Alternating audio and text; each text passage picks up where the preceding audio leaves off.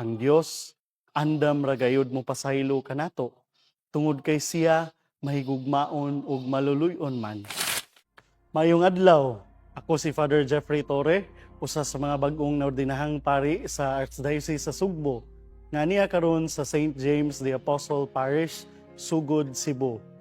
Gidapit ko kamo nga magdungan kita nining palandong ang pagpamalandong sa pulong sa Dios.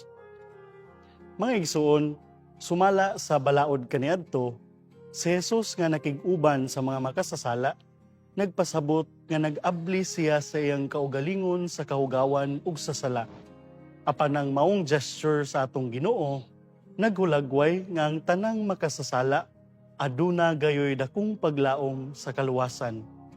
Inay si Jesus ang matakdan sa ilang kahugawan ug sala, ang kaluoy sa atong Ginoo maoy nilimpyo sa kahugawan ug sa sala ug nakabaton sila kabag-uhan ug kaluwasan. Kung magpahiduol di ay kita sa atong Ginoo mga igsuon, matakdan gayud kita kaniya. Sa mata sa mga Pariseo ug mga magtutudlo sa balaod, ang gibuhat sa atong Ginoo is self-defeating. Dili makatabang o makadaot sa kaugalingon, apan wala sila masayod nga ang iyang gibuhat nagpasundayag sa hilabihan nga kadako sa kaluoy sa atong Ginoo. Ug ang pagpamatuod niini mao ang mga sambingay nga gipaambit ni Jesus ngadto kanila, ang mga sambingay sa kaluoy, the parable of the lost sheep and the parable of the lost coin. Ang nagsunod usab nga sambingay sa maong teksto mao ang the parable of the prodigal son. Mga igsuon, kitang tanan makasasala in one way or another. Kita nahimong mga saag ug kita nawala. Apan atong timan-an kanunay nga bisan unsa pa nato kasalaag, bisan unsa pa kadako ang atong mga sala, ug bisan unsa pa kadaghan niini, ang Dios andam ragayod mo pasaylo kanato, tungod kay siya mahigugmaon ug maluluyon man.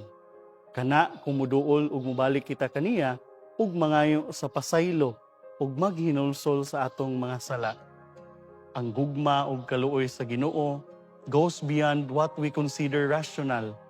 Gani, nagpaabot siya sa atong pagbalik ug kanunay siyang nangita ug nag-awhag kanato nga musubay kita sa dalan nga iyang gitagana. Andam siya mo sakripisyo sa tanan tungod ug alang kanato ug alang sa atong kaluwasan. Ingon ana kadako ang atong bili sa mata sa Ginoo. Dili gayud matugkad ang gugma sa Ginoo ug pagkaanindot hunahunaon nga sa kadaghang mga tawo sa kalibutan, He knows each one of us, calls us by name, and seeks us when we get lost. No one is ever too lost to be found by Jesus. Busa mga igsuon, mubalik na kita. Paminawa ang tingog sa Ginoo nga nagtawag ug nangita kanimo.